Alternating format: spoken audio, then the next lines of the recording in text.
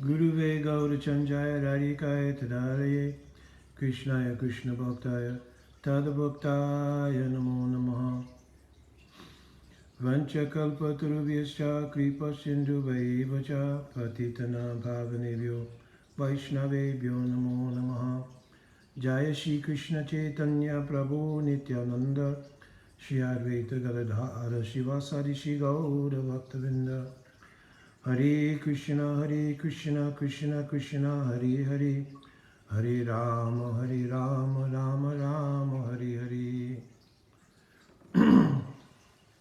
Dhanavat Pranam, devotees. So, I'm doing a short segment this morning on understanding various ways to look at verses of Sastra. Of course, the verses of Sastra in many cases are very self-evident, but like in Srimad Bhagavatam, it's clearly mentioned, Tulya Bhagavata Krishna Vibhusavasrai Prati Shloke Prati Akshare Nana Artakai. So Nana Artakai means there are unlimited meanings to be extracted from the verses, what to speak of the verses, even from each letter of Srimad Bhagavatam, so many meanings can be derived. If you look at the commentaries of our acharyas on Srimad Bhagavatam, even the very first verse of Srimad Bhagavatam, they're really voluminous because there's so many insights that come even from one section of one verse in Sastra. So the discussion I wanted to have here is how sometimes a verse can be looked at according to various first stages of maturation of a devotee. One, according to mood of service. Two, and obviously and most importantly, the synthesis of the instructions or the insights given by Sri Guru, then by sadhus, meaning our Purva Acharyas and their commentaries, etc. Right? So these three sort of templates are to be used in how we analyze a particular verse. So let me give an example. I'm taking a verse from Bhagavad Gita. I'll take a verse, it's from the second chapter of Bhagavad Gita, and it's the 13th verse. It's a very famous verse. Dehi nosmin yata dehe komaram yovanam jara tata dehantara praptir diras tatra namuyati. So as the embodied soul continually passes in this body, from boyhood to youth to old age, similarly, the soul similarly passes into another body at death. A sober person is not bewildered by such a change. So the translation follows pretty much directly the Sanskrit that's given, and the understanding is absolutely true. So now I just want to take the verse and I want to look at it from different angles of vision. So what do I mean by that? So in Sastra, there are different levels of understanding. My Guru Parapadma, Nityalila Pravishtom Vishnupada Paramhamsa Astotar Sata Sisimat, Srila Bhakti Vedanta Narayan Goswami Maharaj, as well as our Purvacharyas have described that Sastra can be seen according to Samanyan Upakyan. So the word Samanya means general. How a general person looking at this verse would understand it. Guya means a more confidential meaning. And in a more confidential sense, what will the verse mean? Guyatar. Guyatar means even more confidential. Is there a deeper meaning to the verse? Guyatam. Even perhaps more of a deep meaning to the verse. And Sarva Guyatam. The most deep aspect of this verse in relation to the deepest conception. So again, let me repeat that. Samanyan Upakyan, a general view of a verse. Guya, a more confidential meaning of a verse. Guyatar, even more confidential meaning. Guyatam, very confidential meaning. And Sarva Guyatam, the most confidential meaning, means it's related to the highest possible conception.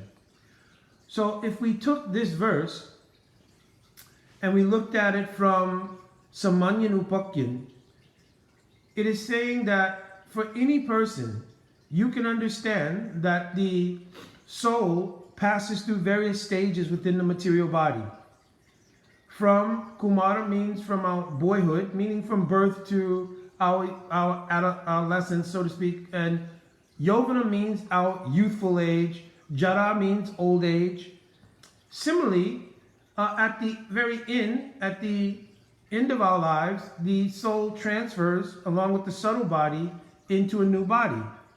So here it's saying that a person who is Dira will not be bewildered, Muyati, by understanding this is the process of material life. That there's birth, and then the body goes through various stages of existence, and finally, at the appropriate time, this body is finished, and the soul, along with the subtle body, moves into a new body. So this is one understanding, and it's an absolute fact and true. Guya, so let me go back. In Samanyan Upakyan, the person looking at this verse from that angle of vision may be looking at that verse only as a application of understanding life and their duties in life. They may or may not have a particular spiritual aspiration. They may not be involved in a spiritual practice. It is a universal principle of observation. This is what happens in life. And an insight into that observation is that here's the backdrop, or here's the reality of it. The soul is eternal. The body is temporary. The soul, encased in a material body, goes through various transitions related to that body, and at the time of death gives it up. Indication of the lesson here, the Upakyan, is that don't be bewildered by this. This is the natural course of life. So in Samanyan Upakyan, this is as much as may be desired or gleaned from the verse. Guya, a more confidential meaning, is for that person who has the motivation to try to understand the meaning of life, the understanding of what is the soul, how it is different from the body. So now this verse speaks to that person, affirming to them clearly that the soul is a separate reality. And if you're trying to understand the Atma or realize the Atma, now you can take shelter of this verse to understand, yes, the transitions of the material body are external to the soul. The soul itself is not changing, only the body is changing. And at the time of death, you can stay focused on your goal of obtaining Atma and Atma Gyan, and understand that this body is simply transitioning, and a new body will be acquired by karma, etc., etc. So, in short, a person who has interest in understanding the difference between the body and soul, because they're pursuing knowledge of the soul, this verse speaks to them in a different way than it does someone who simply is looking at the verse as part of their dharmic life. They have an interest in material life, perhaps, and just as Dharma, they're reading Bhagavad Gita, and they've come to the conclusion, Bhagavad Gita says you can carry out your duty, understanding that the body is temporary and the soul is eternal. But they may not be actually pursuing that. The person who's doing Guya, a perspective on this verse, is actually looking at this verse for application in their practice to understand the Atma. Guyatar. In understanding spiritual life, there are various levels. One level is to try to understand the Atma and its difference from the material body. Another level of aspiration is to not only give up the material existence and obtain the Atma, but for the Atma to then taste bliss on the spiritual platform, which could be Brahmananda. Right? So in Guyatar, this first level of understanding of the nature of going beyond the Atma or Atmananda and trying to experience bliss beyond that, because Atma Ananda means an understanding that clearly the soul is different from the body and the soul has no misery. Jiva Goswami Pada is written Chid Ananda Atmaka when he was defining what is the soul in Paramatma Sandarbha. But then he gave the commentary that this means that the soul is dukkha pratiyogita. So dukkha pratiyogita means there's no misery in the Atma. But the Atma may not necessarily be in a position to taste absolute spiritual bliss simply because it's realized that it's different from the material body. It has potential to do that.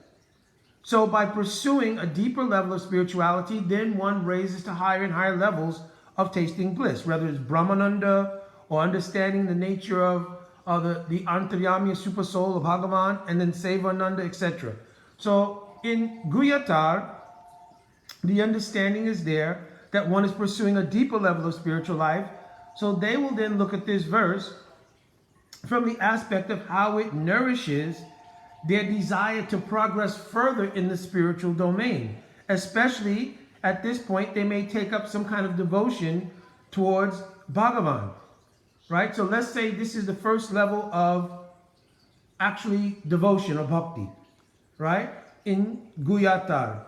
So this is bhakti in a general sense, that I recognize there's Bhagavan as the Antaryami, as Aishwaryamayi, Narayan, and I want to offer devotion to Narayan. So now I'm understanding that this material body is temporary and my soul passes through it, and I should stay dhira so that I can realize my spiritual identity in relation to Sri Narayan and taste the bliss of Seva Ananda. In the first three categories, that is Samanyanupakyan, in the pursuit of Gyan, to separate the soul from the body, and even in the early pursuits of bhakti, there is the hallmark quality of a predominance of self-interest. In the third stage, which is Guyatar, right? Samanyanupakyan Guyatar, the nature of self-interest starts to wane a little bit. So self-interest means I'm in pursuit of all of these things because I'm looking for my happiness, whether it's how to do my duty in the material world and get Dharma, Artha, Kam, and Moksha, right? Or whether it's to understand the nature of the Atma and taste the freedom from material miseries, or whether it is to take up the beginning process of bhakti, have the worship of God so that God will bless me and I will also become free from my miseries and serve Bhagavan and be happy. So still there is some self-interest involved in all three of these levels. In Guyatam, the more confidential meaning, the degree of self-interest becomes significantly less because there has been the epiphany that Bhagavan is not only my object of worship for my own self-interest, but is my object of worship in love and devotion in a deeper sense. So now that person starts to look at the verse not so much from their own self-interest, but from the perspective of looking at it as, how will I serve Bhagavan? Because this fourth level, which is Guyatam, means especially devotion, but devotion especially in Madhurjamayi mood, means in the mood of serving like in Braj, where there is no self-interest. Because the four types of liberation in Vaikuntha, some self-interest is present. Sailokya, Sarupya, Samipya, Sarsti, there's some self-interest there, that my happiness should be there.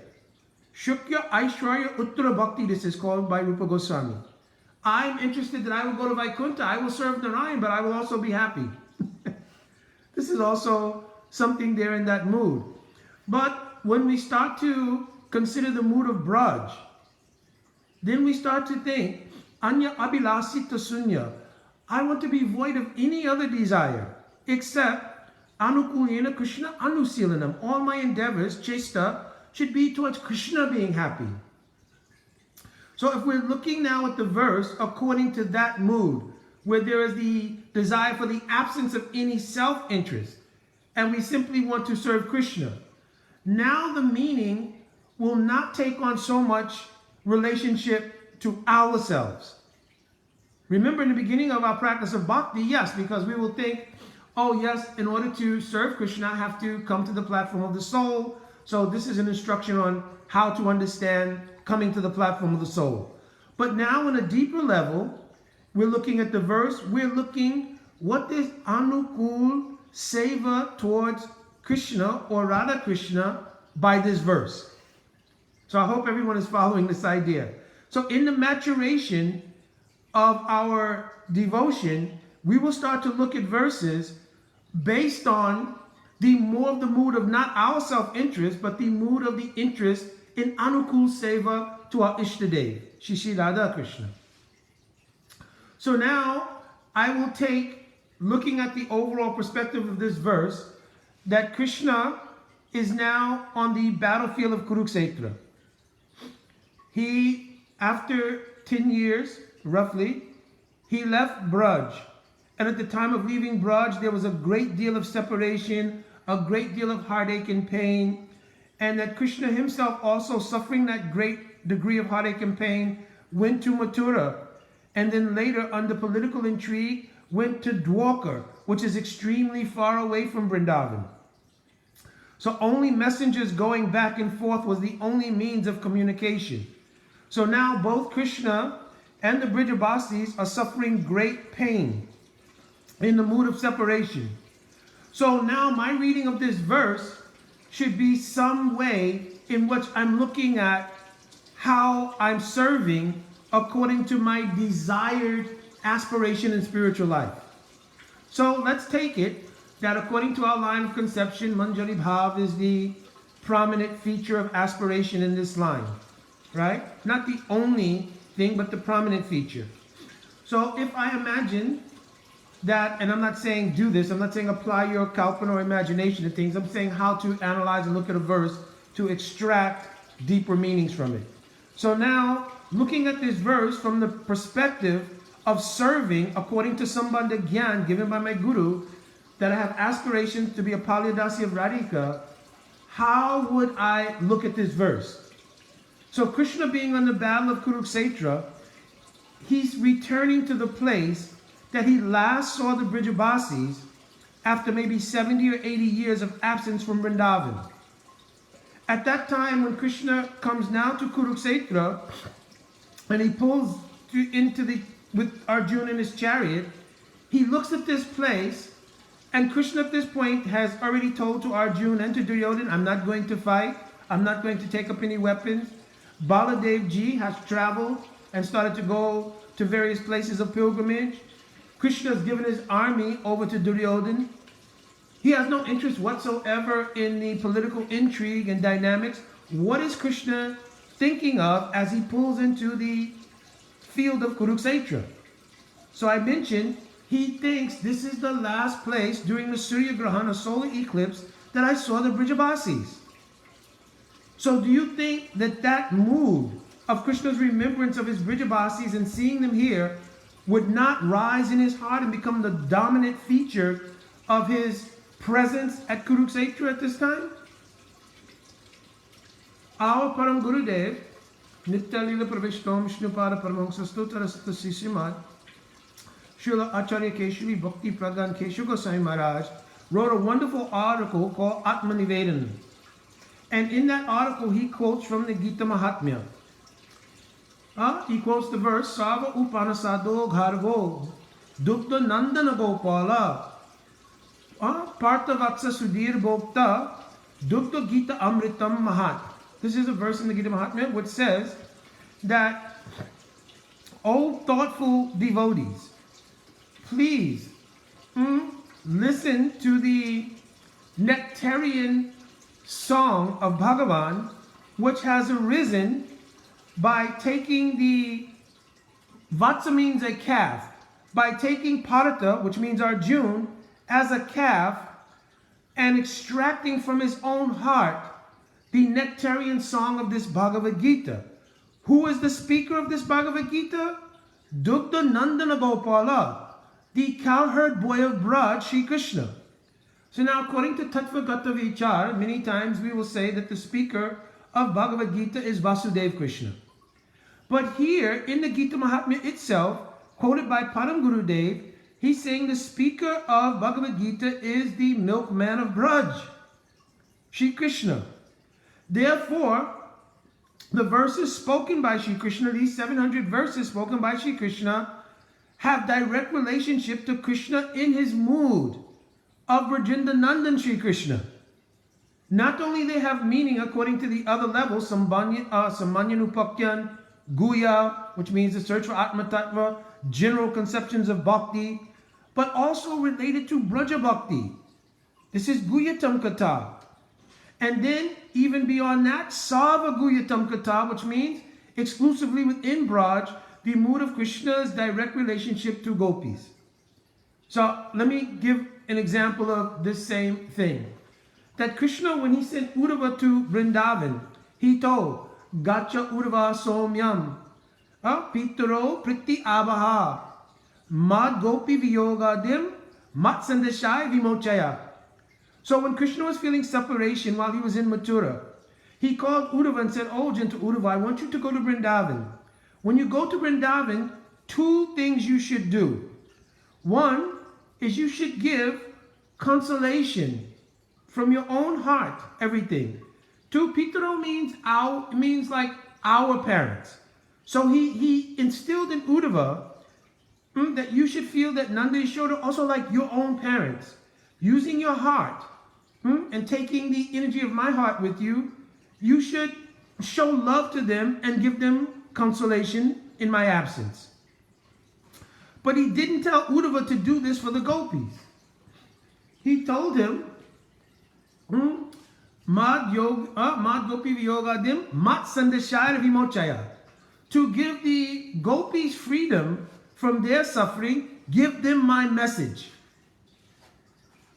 You understand? So he made a separation between giving general consultation to Brijabasis and separately giving special consoling to the gopis, which could only happen by Krishna's own direct message.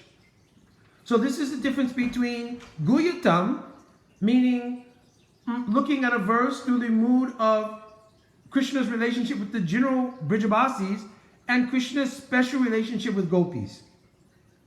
So, looking at it from the perspective of just Krishna thinking of Brijabasis, now at Kurukshetra that memory arises in his heart. And when that memory arises in his heart, Krishna using Arjuna in the same way you use a calf to milk a cow, bringing Arjuna into his presence in a very close way. I mean, in a spiritually emotional way. Of course, they're together on the chariot. Now, Krishna's mood that's in his heart also comes into the heart of Arjuna. Therefore, Arjuna goes to an apparent crisis at that time as to whether he should fight or not. If you're looking at it from this angle I'm speaking of now, right, which is Guyatam Kata, that now that they've come into this Kurukshetra, Krishna's heart becomes overwhelmed by his remembrance of Brijabasis here. Arjuna being so close to Krishna, the bhav transferring from the heart of Krishna enters Arjuna's heart, but Arjuna digests this mood as a bewilderment. Oh, looking at my relatives, how can I fight with them? How can I carry out this war? Simply for material possessions would I do this? And this gives Krishna the reason now to speak his own heart in code and thought about his own separation in code, and at the same time apparently console Arjuna when Arjuna is under crisis about whether to fight or not. So this is a whole vision of looking at the verses of Bhagavad Gita in a different perspective. One, now the self-interest on our part is very much minimized. And we're looking at these verses as though we were having a mood of serving our Ishtadev, Shri Radha Krishna, at a time when they're experiencing great separation. So for instance, if you were to look at this verse and you were given the duty to be a messenger, right? And to come into the association of Srimati Radhika, and now you've read Hansadut of Rupa Goswami Pad, and how all of Radhika's Sakhis are trying to console Radhika when she's at Uddhav Kyari, in deep separation mood from Krishna after he's left Braj. And she's going through so much deep separation that her body is burning. And even when all of her Sakhis place very cool flowers and sandal paste and everything on her body, it simply burns up. This is how deep her Madanakya mood of separation is. The intensity of Mohan Bhav in Madanakya Bhav is so intense. And they're trying to console her. And Lalita goes to a lake to get water and sees a swan there. And she catharts to this swan all the deep moods of Radhika's separation, and wants this swan to take that message to Krishna and Dwarka. So this is going on.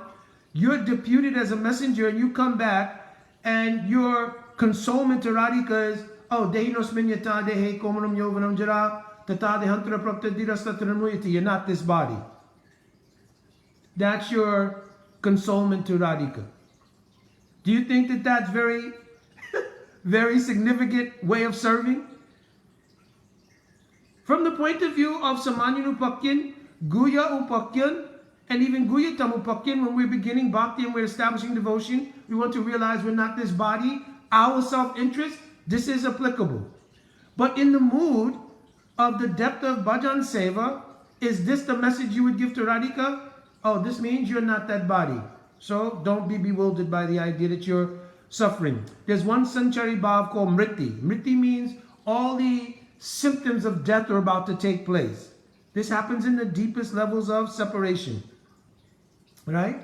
So, but your answer would be, oh, you're not the body? So listen carefully. So if you're taking the message from Krishna, right, or a message is coming and you're going to interpret that message to Srimati Radhika in the mood of seva, as a Palyadasi, you're going to give this message to your Guru Rupa Sakhi, who will give this message to Rupa Manjari and pass it to Lalita, who will whisper this in the ear, or even Rupa Manjari herself, who will whisper in the ear of Krishna a message. What message would it be? Oh, Radhika, listen, Krishna sent one message here. Dehinosmin yatadehe komram yovanam jara. Oh, Radhika, we have spent so much time having so many pastimes during my various periods of age growth in Vrindavan.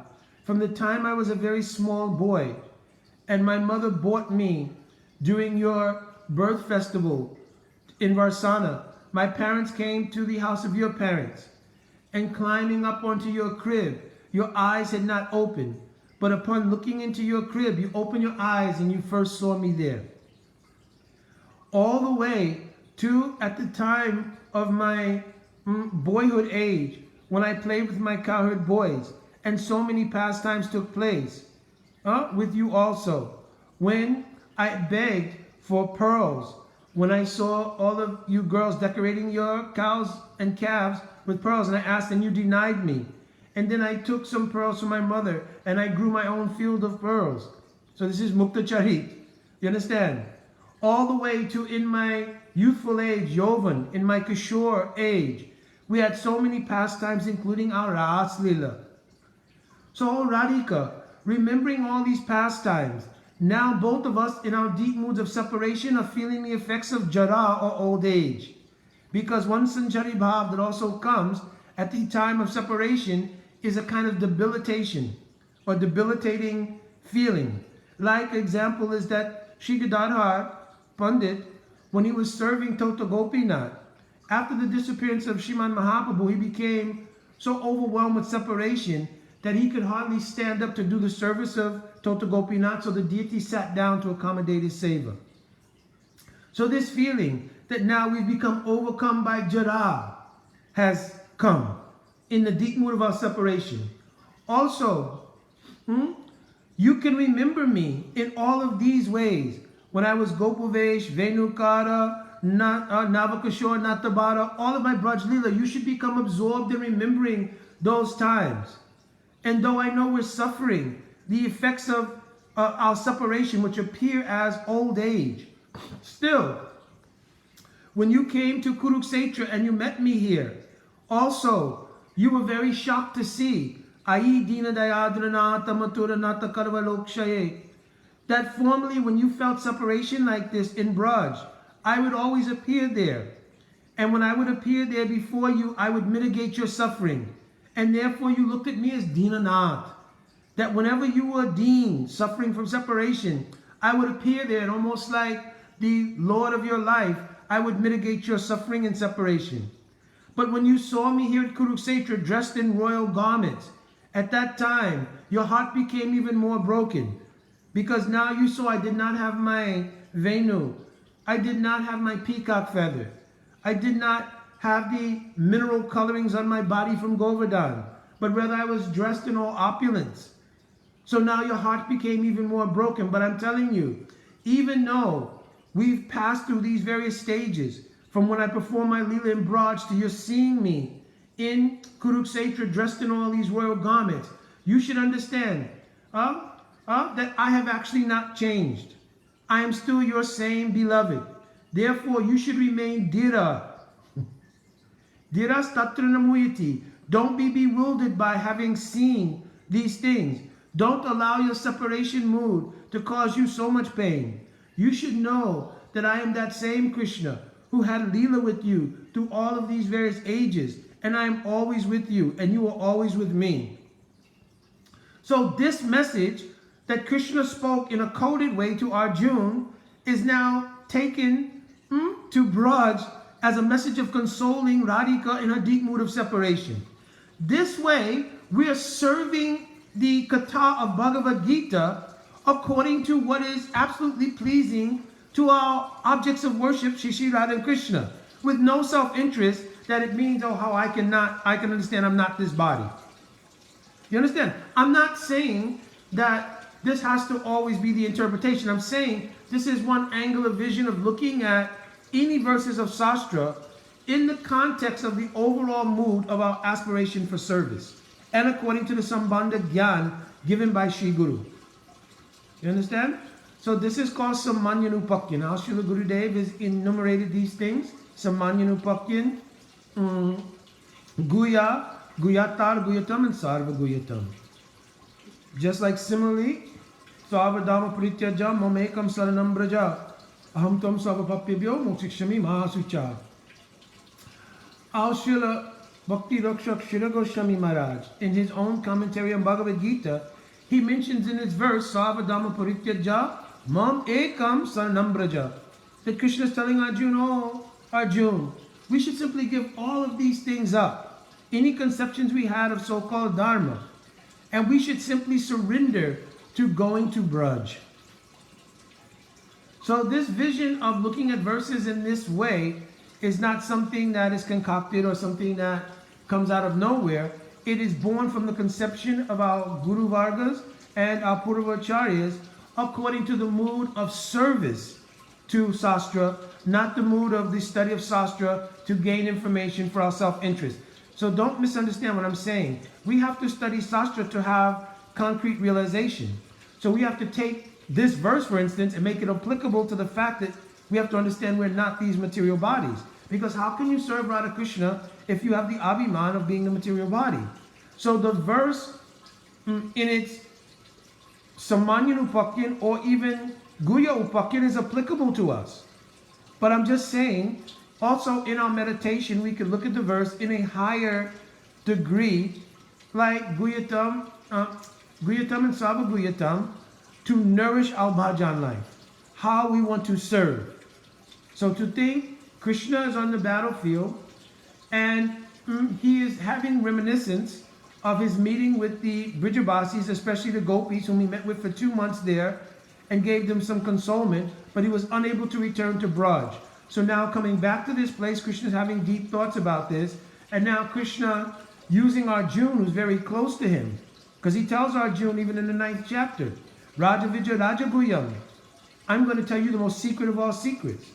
So he's sharing with him the depth of his heart, his deep mood of separation from Brijabasis and gopis.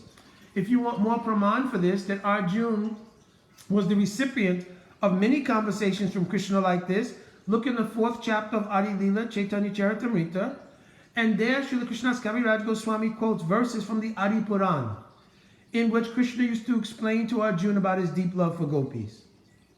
So here we have a praman that Krishna did on a continual basis, using Arjuna as a very close confidant, explained to him about his love for Brijabasis and especially for the gopis.